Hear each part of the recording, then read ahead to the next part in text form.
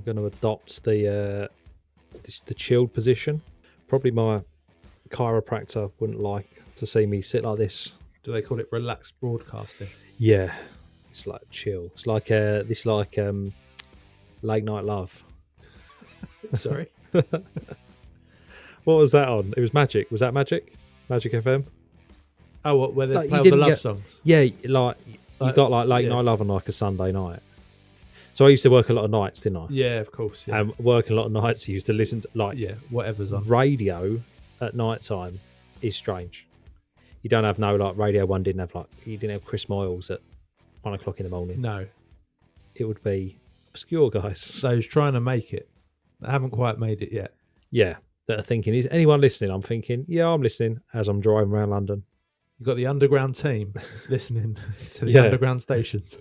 Yeah, it was but that was one of my favourite. But driving home at say 4 o'clock in the morning, if you listen to something like you was listening to like Smooth or Late Night Love, I can't remember who it was who done it.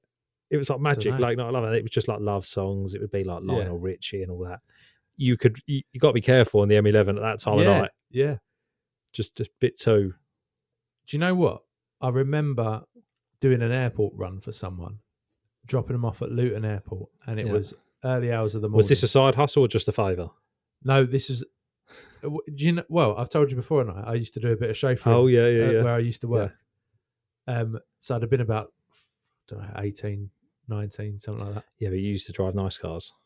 Well, it was one nice car. Yeah. But then I'd done the airport drop off at early hours of the morning. Then driving back, it must have been about 4 or 5 in the morning. So they started to play sort of normal songs.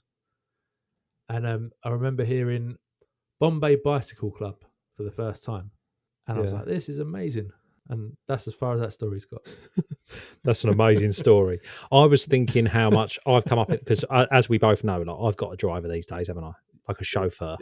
You have. Yeah. In the It's tipper. not quite the same, is it, being chauffeured around in an old, I think it's a Mark V Transit, that one. It's quite old. What, that 58 plate. It's old. That one, yeah. But it's one of the favourites on the firm because you can fix it with a toothpick.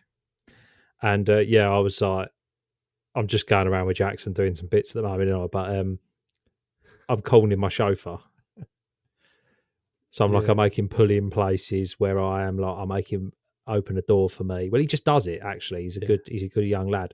But it's quite funny because people don't expect you to be turning up in an old Transit. I'm disappointed to see that he's not wearing his hat. He should be wearing a hat shouldn't he, if he's chauffeuring. Yeah. In fact, we should give him one of these. Should we give him one of them? The Maybe. hardhatchat hat. Maybe we'll give him one, yeah. No, I'm not. But it's kind of a thing that it's like, oh, I've landed when you get driven around. Now. Do you know what? I was doing it at the time because the boss I had didn't live in the UK. Okay. So he was running around. He was only over for like 3 months of the year. So he said, "Oh, if I get a car," he's like, "Look, I need you to be in a lot of the meetings I'm in anyway. Will you just run us up and down the country, and I can just work in the back?" Yeah. Yes, at 18, I will drive your Mercedes S-Class. It makes perfect sense, but I don't actually like it, to be honest with you. Like, especially depends who's driving, doesn't it? Yeah, like when a young 18-year-old driving around an old tranny throws you around a bit, you can't really do much. No, but when you're if you're in a nicer car, if I'm sitting in the back, I feel sick. Yeah, I have to get travel sickness from poor Jiffy Belly, and then I like to be driving. Yeah, I don't drink, so I'll just drive. It's a little bit boring, isn't it, really? But it's just what I do. Yeah. No, I get it. You go with the rolls, the curves, don't you? And just anyway, this podcast. Anyway, that mic test is done. Isn't about driving. No, it's really not. It's about driving construction forward. We're trying to. So I'm on a mission, Curt. Go on. I've got a little bit of a session at the moment, haven't I, with a certain marketing genius. The one whose dulcet tones are on in the background. Yeah. So, like, the girls are just like, what? are you talking about? Talking about this guy, the pearls of wisdom that he comes out with. I actually want to get him on this pod. And now I know we're not big enough for him to want to come on this pod. Like he goes all over the world. Yet. But here's my tact with him. I'm just going to ask him. I'm going to say, Rory, you will really do us a favour if you came on our pod. Yeah. Because I just wonder if, like, in a world where everything's a bit like you just chuck an email out there and hope that people will buy and respond, that world has passed. Everyone's doing that. We've always done stuff a bit different on the marketing front. Yeah. And I would love some of his pearls of wisdom. I'd love to apply them to construction, to the industry that we're in, that we know and that we love, and that is so stuck in its ways, and to turn things on their head. I love the way the guy speaks. I'm boring everyone in the office about it. I think he's amazing. I think for the rest of the week, we should only play podcasts that he's been on just to really wind the girls up. Okay. And then we'll do like a comprehension test. Yeah. And then we'll say to her, yeah. But so my tact is, so hopefully next time we meet, I've got some form of response from the guy, because I'm not just going to approach him normally. I send him something. Nice. Actually, I got sent something amazing today, which I opened in the office. That was which was almost a bit of an unboxing. Yeah. And I said to everyone, I said to everyone in the office tonight, this is how you do it. So a guy, a marketing coach, not too far from here, sort of Chelmsford based, guy called Will Polston. Yeah. He was messaging me on LinkedIn, sort of bit of backwards and forwards, just a bit of, the guy's got a YouTube channel, like he does all this coaching, he's on pods, he's one to like a very positive guy, comes across really well on socials and that. He sent me his book. And now he sent me his book in this like customized packaging. It was all nice experience to open it. And then he sent me like a £1 coin taped to the top of this nice little letter. Proper nice bit of old school chunky mail, wasn't it? Yeah, it was, yeah. Really. Because we don't get good mail anymore, do we? No, we did mention that on another episode, didn't we? Yeah. It's only bad news. You only get rubbish. And like Raw Mail wonder why they're struggling. Yeah. Because they're only posting stuff for the Inland Revenue. Pretty much. You know, stop doing that and let's encourage more. That's really nice. So, you know, and I know, I don't read books, but I will now make a concerted effort. Like, I'm a listener just because the way that I understand things. So, but I will now make the effort to read that book. That's good, because I thought that was you asking me to read it to you. No, we're going to share it, aren't we? We're going to share it.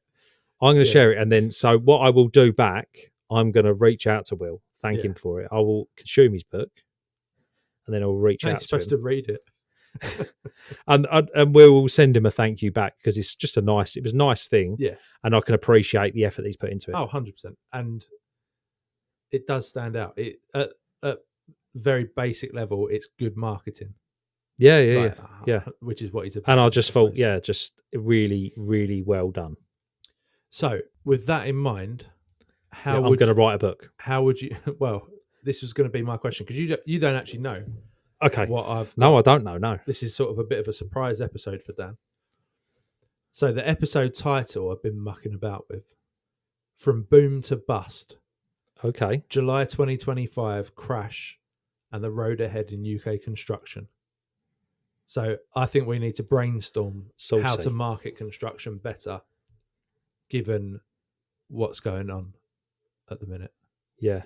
So I think this is quite interesting. I think it does need something drastic, but I would say if we only go back a few months, we were being told that construction was doing better, certain figures coming out. But in July 2025... Are you going to tell me about the concrete slump? No. Okay, go on. What slump do you like on your concrete?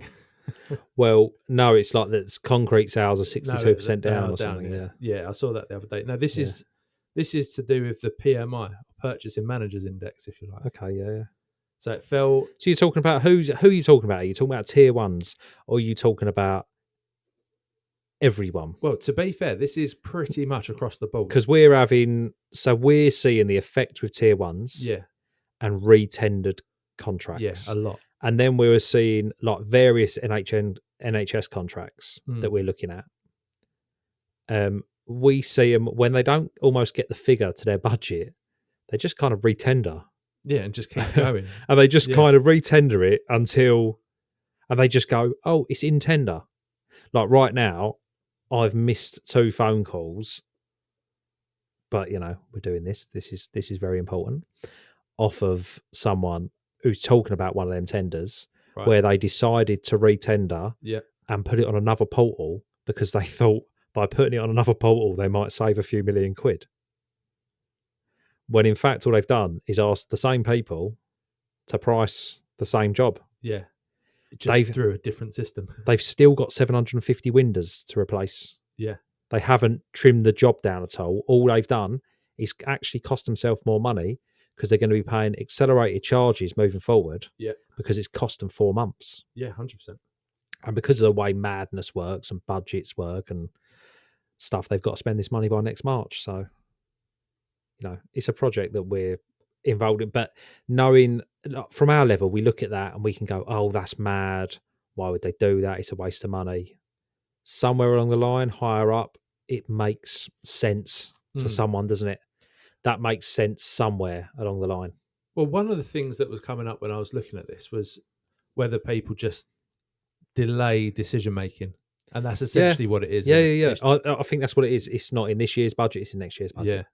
Yeah, it's you know, oh, how are we doing? Like this one trust that we're talking about is part of a huge decarbonisation of the NHS scheme.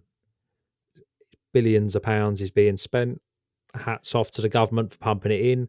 Unfortunately, they're pumping it into foreign firms. So we got the likes of Bosch making the boilers. Yeah. And, you know, I'm a bit like, okay, UK government, I suppose we could have spent a bit of money closer to home. But all right, that's not my department. Yeah. And then they've gone again, they've spec'd German windows. So I kind of think they like the Germans. Do you know, I don't want to go too quick into stats, but you've almost stumbled across one of the stats I had. Go on. I knew nothing about this episode. Go on. So, stat me up, boy. A wage trend, just one of the highest rising trends, is in green trades, it speaks about. And heat pump installers is one of them. Up 22%. That's because there's grant for them at the moment. Yeah, exactly. And we know our good friend who's just moved in here. Yes. He's moving into them like from a plumbing background, gone into heat source pumps. Now there's domestic grants available of like crazy amounts of money, up to like 16,000. Up to 16. Yeah, okay. So they're claiming that you got to do certain things. There's still grants for solar. There's still grants for heat source pumps. We're doing 2 properties at the moment, which are having that system fitted. Yeah. And it's sort of the grant is to retrofit is again to help the eco of the building. Yeah. That is the wrong terminology. Well, I've just realised I'm having a complete, it's sustainability and the net zero drive. Yeah. Basically. Yeah. But that's listed. But I love it that is also the same job, which I was just talking to you about, which we're casting, we're having micro cement on the walls. Yeah, that's true. So probably the sustainability of creating that micro cement, the carbon it outweighs offset. You know, this goes back to my argument I had with when Boris Johnson was the mayor and they first brought in the LEZ charge on lorries. Okay. Yeah. And we was working on the underground at the time, and I had the Wasp, my favourite lorry, which died 2 weeks ago. Yeah. But she lives again. The head gasket went. It's a minor thing. Yeah. Minor thing for the Wasp. She's been in pieces in the yard. I've been nearly crying. But when she roared up again, new head gasket, something else new. Yeah. Something else always goes. Something else broke. Yeah. Still the original seat. Trigger. Yeah. So they bought that in sort of under the guise. It was around like 2016, 2017, something around that time. and there was a big fine. It went from like £100 to £500 to £1,500, Mm.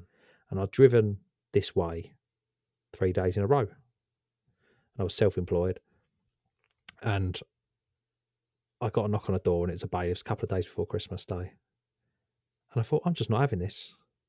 I'm not having it. I'm going to get hold of the mayor. And so done sort of a deal with the bailiffs for them to go away, leave me alone. And you could get hold of Boris Johnson at the time. He used to be on LBC radio every other Wednesday. Oh, yeah. And he used to take calls. Yeah. Yeah. And they'd say, caller, you're on LBC. Yeah. You're speaking to the mayor. Ask him a question. I say, hello, Boris, it's Dan. So I've been trying to call you. So I've explained anyway what's gone on. I said, look, I work for TfL as a contractor. Yeah.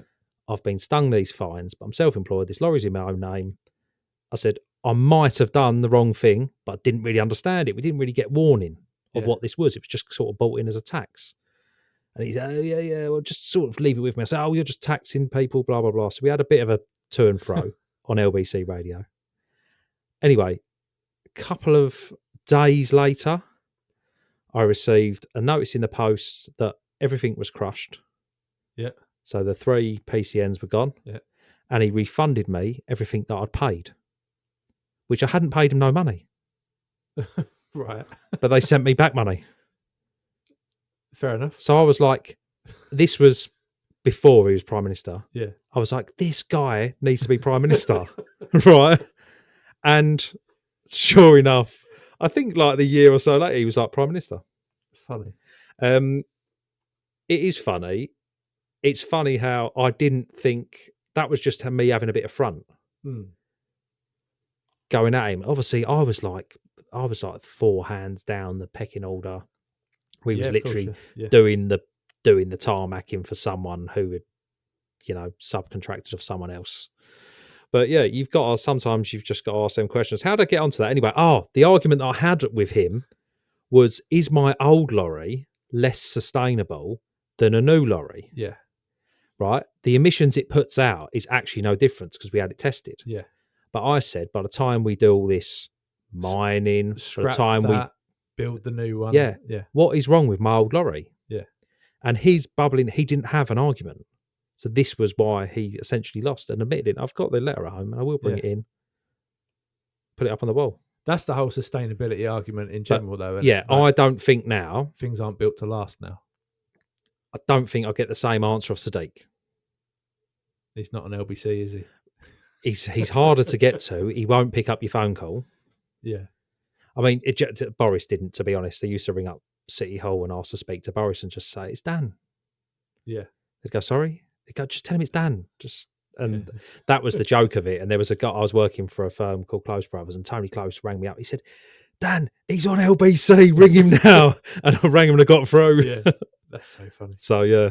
It was a story that I tell, and when I tell it to Kat or tell it to someone, she gets bored of hearing the same thing. So apologies to the listener. yeah.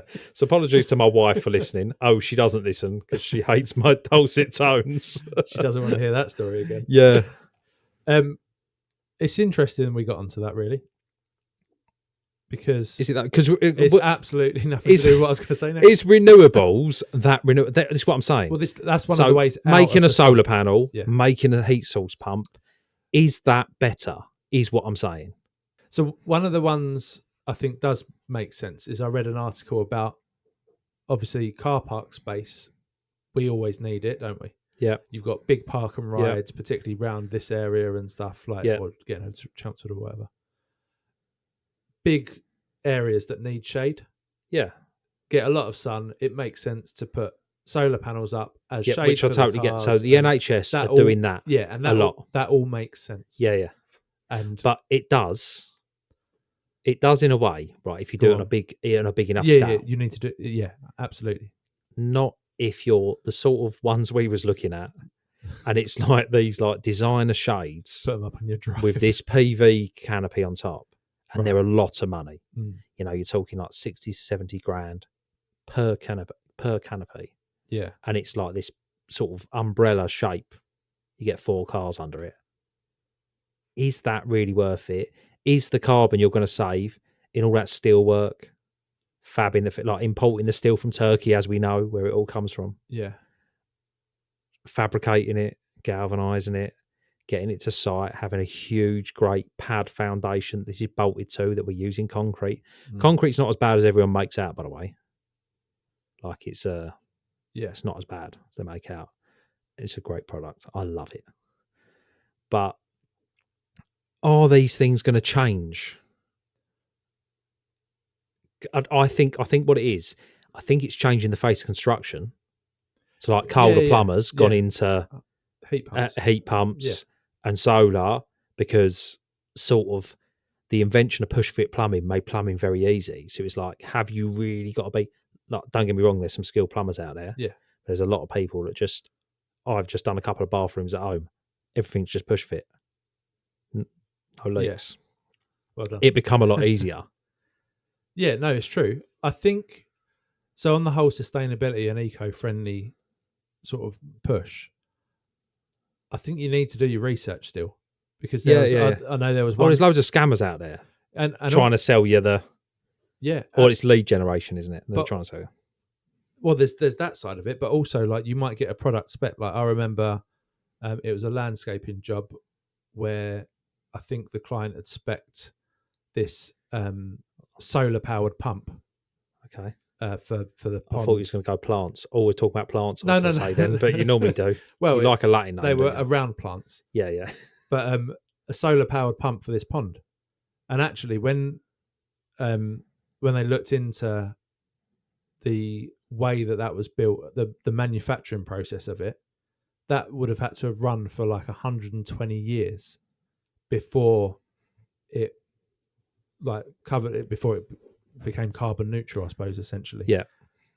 What was better was to buy a low power electric pump that was way more sustainable. Yeah.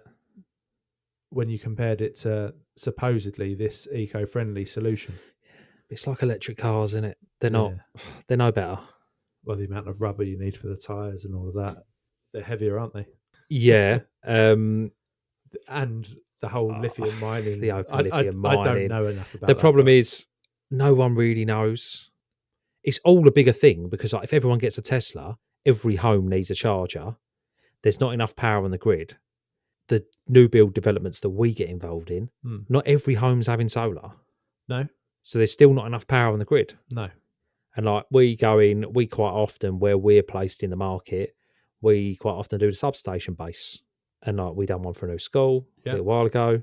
A lot of groundwork for a substation base. Yeah. And they find out they haven't really got the power in the vicinity to be able to power the school. So then they've got to do this whole redesign of how they're going to get more power there, what they're going to do. And like, yeah, we all look at it and we just go, we'll just put some solar panels on that flat roof of that huge school that you've got. But it doesn't always seem to be that simple. No, I suppose. And then we've seen it over the years with EV chargers, haven't we? Yeah. The power's not been there and our jobs get pulled. Well, it's again. We're going to do at a later date. Well, we're going to do pre-start meetings and everything, and we're saying, "Oh, this is how we're going to do it. We're going to get the ducts from A to B. We're going to put these bases in. We'll leave it all neat and tidy." Then the sparks will come along, and then they never get to that point because I don't know. Some of them have government pulled the funding. There was funding for it. Yeah, and sometimes there isn't enough power on the grid. So I suppose briefly there we've touched on one way out of the slump, if you like, is through embracing new ideas, but that's longer term, obviously. I think it's certainly longer term. I think the industry as a whole, there's certain things in the industry I don't see changing in the next 10 years. Like I think you're always going to need a bricklayer. You're always going to need a skilled bricklayer. Yeah. There is different ways of construction that we've spoke about before. Modular building, why doesn't it really take off? This turnkey solution. It's like you know what I've got on these notes. I promise you I don't. I know you don't. What it is, Curt, I just live this industry. I love it. And I'm gutted that modular builds don't work. Like I'm gutted. Like here, like the very ground that we're sitting on right now, we are looking to build on it. And it just made sense to use a ground screw, to put a modular build on. Mm. It makes perfect, like logically, it makes sense to do it that way, but it financially doesn't stack up. That's the problem, isn't it? Mm. So if I could make everyone pay us double for a house, amazing. Well, one of the points that come out of the way out of this is the fact that quotes do have to go up. So I'm trying to find the quote here. I love the way that today you've brought in about 19 pieces of paper. There's too many bits. I've actually got a lot of quotes from different people. I wanted to try and be as well versed as I could do. So it's predicted that over the next 5 years, tender costs will need to go up by 20%, and building costs will be going up by about 15%. Yeah, I can see that. On your point about workforce as well, like and still needing skills, there's a skill shortage. Yeah. They reckon we need just under 1 million new recruits needed over the next 10 years. So that's going to be official.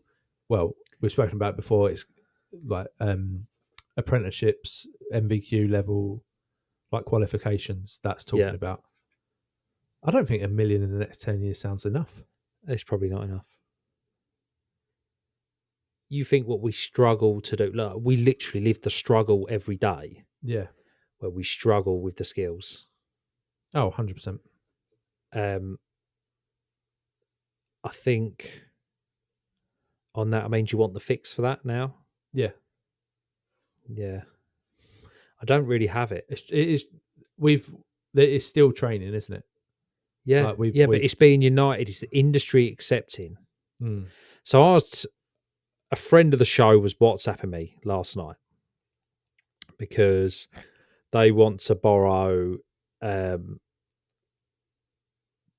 one of our dumper drivers. Right, okay.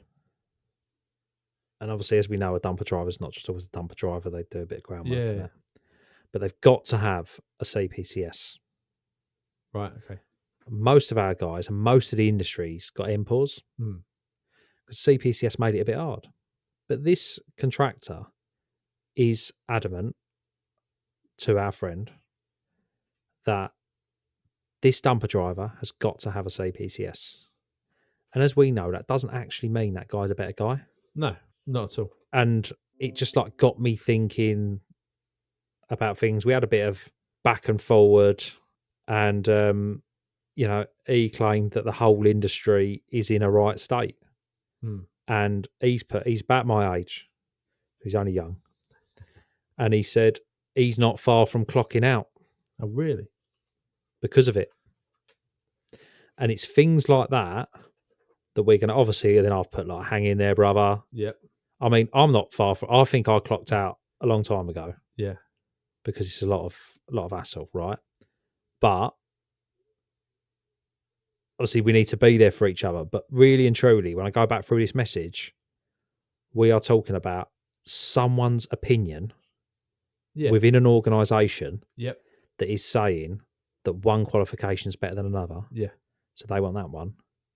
But he's not actually, and as we know, our gangs that work together, whether they're scaffolding, whether they're groundworks gangs, they like to know what each other does. We've discussed it on a pod before, how we do things. It's about working together as a team. It's about just knowing instinctively what other people are doing, what people are good at. You don't just want a dumper driver. Some of the most qualified guys I've had come up. I had a guy on a CPCS ticket. And again, the client insisted that we had that. So we come in, we had a rubber duck. Do you know what rubber duck is? No. Enlighten me. It's an 18-ton 360 digger on wheels. Okay. So we had this guy, he had every ticket in the world. And he got this thing basically so stuck in the mud. Right. Which you wouldn't expect a rubber duck to get stuck in the mud. They got really wide. Bigger than a telehandler wheel. Right. Like sort of more like monster truck wheels. Yeah. That's what they're like. BKT tires. Oh, we're not sponsored by them, by the way. But if they do want to reach out, I'm happy to have a conversation. Take Continental. Yeah. No, I love the way that when you go, like when we went to Monster Jam, they're just like every other thing. Proper. I love the way the Americans advertise. Like, we should break this show at least every 2 seconds just to let them know that we're sponsored This by. feature has been brought to you by Yeah. The Sorry. Mayor of London. The Go Mayor on. They'd be more than happy, I reckon, for a bit of publicity. Anyway, so He got it stuck. he got it stuck.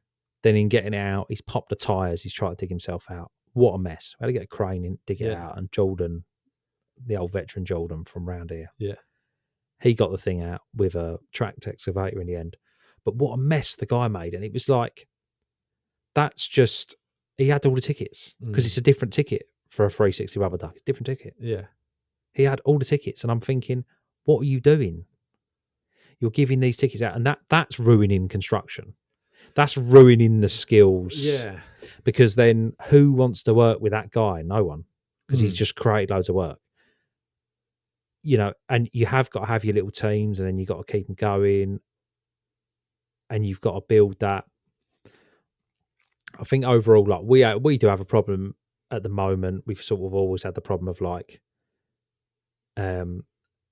egos, and teamwork's hard to deal with. Yeah, definitely. Personalities, just in general. Personalities in this industry, is just unreal. The stuff I've dealt with in the last week is just ridiculous. Yeah. I'm saying, I've been away for it. Yeah. So I'm grateful. I can't even begin to tell the story because you'll just think it's ridiculous, but I'm going to write it in my book. Nice. Do you think then, going back to that conversation about one qualification being better than another, in somebody's opinion? It's not. That's just an opinion. Well, exactly. Yeah. So keep your opinions to yourself and let's just march forward. I think the problem then comes when if we were to push back on that and say, why? Yeah. Can you, it's not a problem. That's your standard. Yeah. Can we ask why? Do you think we'd actually get a reasonable response, or would it be because that's just what we want? No, we get a response saying that's just what we want. Yeah. And that is the arrogance that is hard to deal with. Yeah. That probably some of the older guard just wouldn't have dealt with. No. And I think like we're, in our 30s having to deal with it, and we got a long time ahead of us dealing with it. It's like, but why should we put up with it?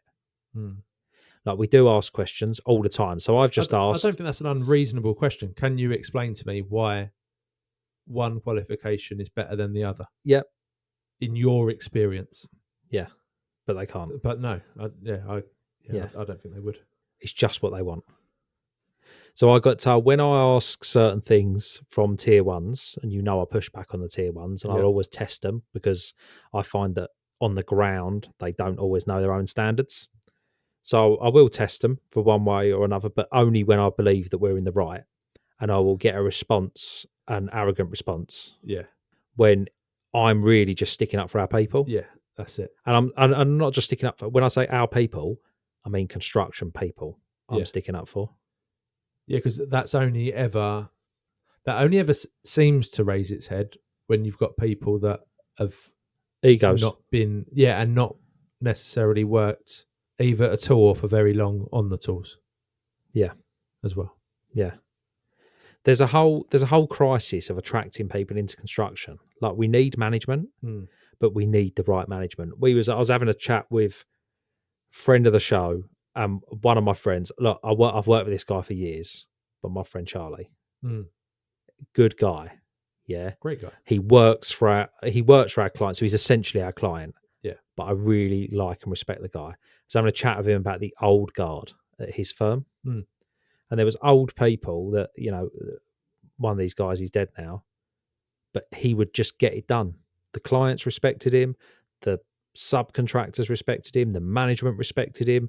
Because he would get stuff done, and he'd be old school and he'd do things in an old school way, and we're missing that. COVID killed a lot of that off. Yeah. Like, you don't just go to the pub and iron things out anymore. There's so much of this like email and blame culture that's in this industry now. It's true, isn't it? There is. How do I fix it? Like, how do I convince someone to not just be a tradesman, but we need essentially lots more businesses in this country like us, paying the taxes, employing people. They're there to be subcontracted to. We need to, on this pod, it's a bit of a chat about, are you a tradesman? Are you an entrepreneur? Do you want to get into business? How do we convince someone to get into this business, which in my mind, this business, this industry's broken, bad, and it needs to be, refreshed. it needs to be refreshed. We need to do something drastic. We need to say stuff like retentions. Why are we still that's been taking in retentions the off of news people? as well? Yeah, What are we doing? yeah, And we need to, as united subcontractors, the window guys, the ground workers, the chippies, the plaster, everyone needs to stand together and say, we ain't having it. And if we all say that enough, we ain't having it, and we don't accept your terms, then that will become the norm. When did retentions sort of come in? Because I've just always known them to be there. They've always been there with half of our clients. Yeah. I'd probably say that a good 50% of our clients, we negotiate out. Yeah. And we say, hang on, we're not just doing one job for you. We're doing several jobs for you a month or at any one point in time. Yeah. And we negotiate out. And it always comes up, doesn't it? And we always push back on it. Well, you'll see me push back on it always. Yeah. And that's just me sticking up for what I believe in, really. I think that's important though, isn't it? Yeah. To do that. Well, you're born with, I mean, I can't say that. I was going to say, I was going to say one of my famous sayings then, but I won't say that. No, well done. Yeah, I'm getting better. So what's next then? How do we get out of that slump? I mean, you are right on attracting young people. I've got another stat for you on that if you want it. So less than 8% of workers in construction are aged between 18 and 25. Less than 8%. Yeah, and this is literally young man's game. Yeah. Like I leave here, I'm going home at night. I'm 37. I'm doing a bit of plastering. Mate. And I'm only plastering little areas. Yeah. It's killing me. It's killing me. I'm getting up in the morning and I'm like twisted. And I'm thinking, I put a bag and a half of plaster on a ceiling. That's all I've done. And I've probably not done it for... Been off the tools for a bit too long. 8 years. So the wet trades are... You forget how hard the wet trades are. Like knocking... And with something like plastering... Yeah. Now, what I did have, I treated myself the other day to a speed skim. Oh, if we had that back in the day, be absolutely crushing it. So it's like a really big trowel. You should get them like 1,200 long, 1,800 long, however long you want them. Oh, amazing bit of kit. Nice. I think it's American. Most of your tools are. Most good things are, yeah. It's Marshalltown, so it's made in America. Yeah, except your Hilti stuff. German. Oh, I never quite made it to Liechtenstein, by the way. Oh, shame. Would have popped in. Yeah. I do remember there was a guy on one of our...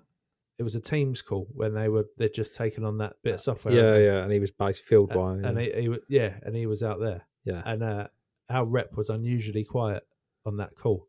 And it wasn't till after I realised why, because he said it was basically his boss's boss's boss's boss. Oh, okay. Was on the call. Okay. And he's trying to sell us a product that we weren't going to buy. We weren't ready for it. Yeah. I think they've realised it and they've changed their offerings actually since. Yeah. Somewhat. I can imagine. Yeah. Still amazing equipment, everything they build. Oh, yes, it's good. And is there anything you want to plug on that front? Not yet. No. Good. No, I can't. Straight direct answers. You signed that NDA. NDAs or something. Yeah, I can't do that. So I'm going to give you some headlines and see. Should we do the agree disagree thing? Yeah. Just on a couple of quotes. Why not? So this one is from Joe Hayes. Hey, Joe. Principal economist from S&P Global Market Intelligence. He says, our survey data for July signal a fresh setback for the UK construction sector, with total industry activity falling at the sharpest rate since May 2020. Forward-looking indicators imply that UK constructors are preparing for the challenging times ahead. There's not really much to agree or disagree. It's just a statement, isn't it, really? Yeah, so it is a statement. I worry about statements like this. You can read that how you want. You can read it how you want, right, yeah. Let's But because I just think, like, if we all just got on with it, yeah. like, there's this whole thing that, sit on land banks and things like that, and there's right times to build and wrong times to build. But, like, you just got to get on with it. So from that, because we've been speaking about marketing right at the start of this, Yep. and essentially we want to market construction in a way that promotes it and puts it in a positive light. Yes. So you could read that as, oh, there's a fresh setback, activity falling at the sharpest rate since May 2020, like from that quote. Or you could look at it like, if we're forward looking, we're all preparing for the challenging times ahead. Yeah. After May 2020, what happened? Well, things started rising again, didn't they? Yeah. And you could take that stance. And that's the spin, isn't it? I suppose that's marketing. It is, isn't it? That's what you need, yeah. Well done, Joe. Nice comment. Nice pointless comment. Do you want one from Gareth Belsham? Yeah. He's the director of Bloom Building Consultancy. I think you'll like this one. Go on. There's no sugarcoating it.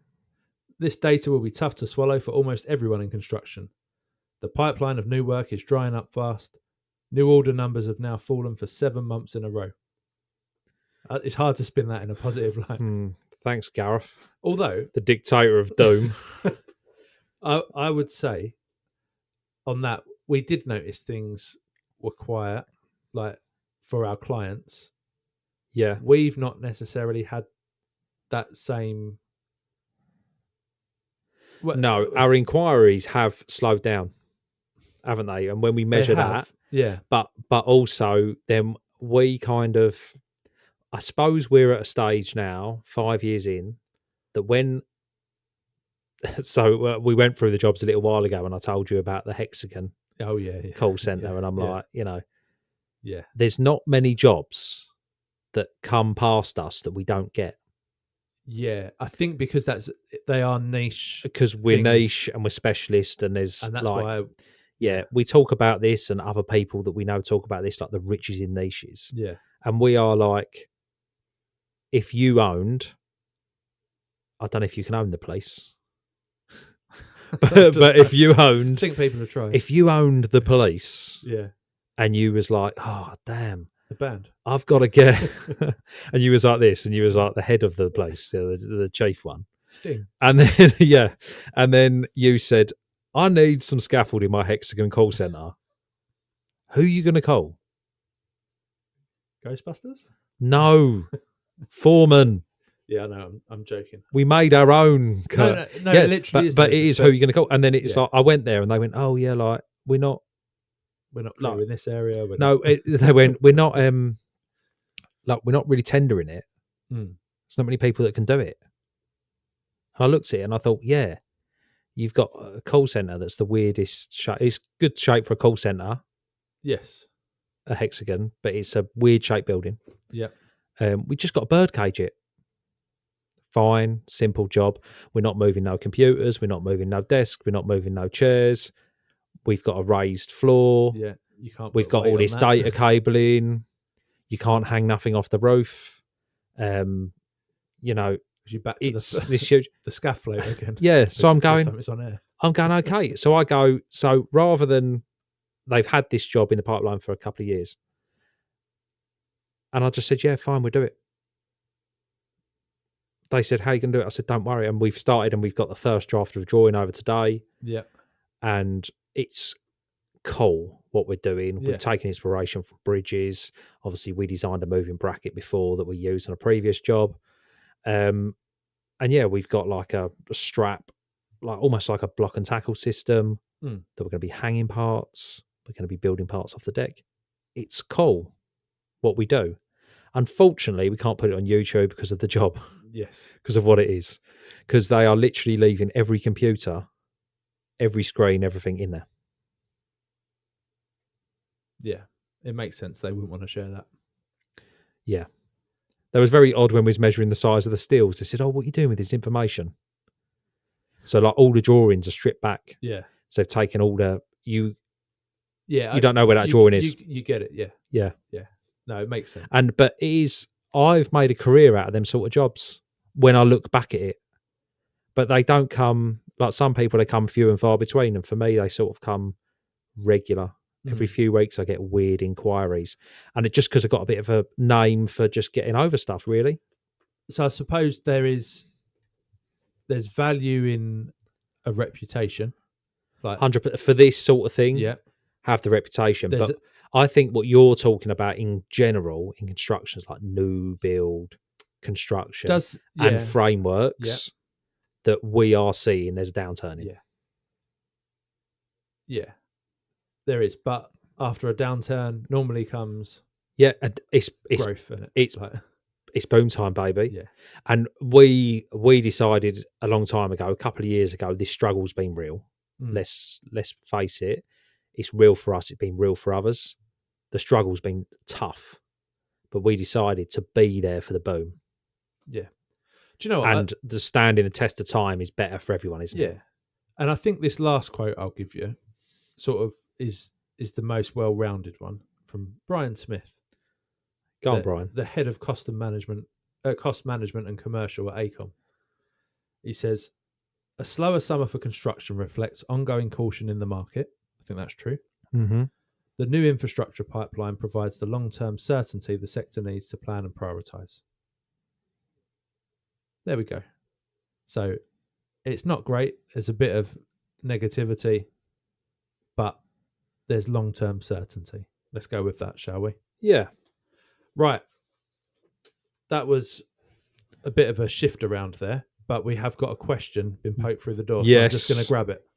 Come on. We've actually got 3 options here. Okay, we'll just do one because I don't want to take 3 more points off you, Curt. This is difficult. All of them are a little tricky to do a closest to pin. So we'll just we'll see if you get it right or not. What's the most commonly stolen item from UK construction sites? Most commonly stolen item. There's 2 things I thought of straight away. Diesel. Oh, didn't think of that. I was going to go power tools or toilet roll. I'm going to go power tools. I'm going diesel. Power tools. Wow. Followed closely by copper wiring and fuel. Yeah. So there we go. We got 2 out of 3. 2 out of the top 3. I mean, I wouldn't say that sites are robbed that much for their power tools. Not the sort of sites have a lot of... I'm going to argue that because a lot of vans get done. Yeah. And it's a terrible thing. But when it's a building site, we are... Look, let's face it. We're putting up security and everything. You know, some of our sites have dog units on. Yeah. You ain't robbing... You're talking about sort of shop fitters and things like that as well, then, aren't you, with bits like that? Yeah, but then you're not robbing stuff in people. A van. That's not a site. Yeah. I'm going to argue. I'll give you the point. It's not a problem because you're so far behind me anyway. Thanks. Chase me. What does a hole in one get, though? Because that's technically... Does that get 2 points? Look, you can if it makes you happy. I love one. I like to play fair. I'm glad to see you back, so you can have however many points you want. Because you're still not going to catch me. I'll have 1 point. Is fine. Thanks for listening. It was a bit of a random one. Sort of always it is. went in different places to where I thought, but you really did nick a few points off my. What do you mean? Because I'm sitting here chilled out with my feet up. No, I like on that. A chair, like my mum would tell me off if I was sitting here like this. Yeah, it's like playing football in the house, that kind of thing. Yeah. Or playing cricket in the house. Actually, I don't know if I've told that story before. No. There for a long time was a cricket ball shaped dent in my mum and dad's lounge, where me and my brothers used to play cricket in the lounge with a proper cricket ball. Oh, which. I'm surprised that's the only damage. I bet. Yeah, I bet your mum and dad were well happy with that. Yeah. But I don't let my kids have balloons in the house. Just because you hate balloons and clowns, isn't it? Yeah. Thanks for listening, everybody. Before we wrap up, anything you want to plug, Mr. Carey? I need to get some more likes on the socials. Always. We're struggling a bit with the socials about the vision of the socials. Okay. Because where we can't actually show essentially what we do in a lot of sites, like, we're not BA Systems here, but it's difficult. Our clients don't like us filming. It's in our orders now. We've noticed it. We sort of have to show content around it, and it's really knowing what content people want to see. So I'd like a bit of feedback, because we do Yeah. get views, we do get comments, we do get the engagement, but I'd like a bit of feedback on what other people actually want to see. Okay. Like, is it tips and tricks of what we're doing? Because, Yeah. or is it just what we're doing? So where do you want them to tell us? In the comments on Spotify, on the socials themselves as well. Spotify, Look up TikTok, Hard Insta. Hat Chat. We're everywhere. Yeah. Yeah, that'd be good. Well, on the Core 4 page, really. Yes, true. Because it's weird. Like, Ryan will spend ages on a video to do nothing, Mm. and then we'll do a quick little video. We'll put something out. We'll get 10,000 views instantly, and then they back off. Algorithms are weird. Yeah. But I'm all for, if we can improve someone's day by doing something, that's what I want to do. But I would just like some feedback. Nice. That's a nice plug. Nice, simple request. I made it long-winded, didn't I? Help him out. Yeah, help. Give us some feedback. Help a man. Thanks for listening, everyone. We'll see you next time on Hard Hat Chat.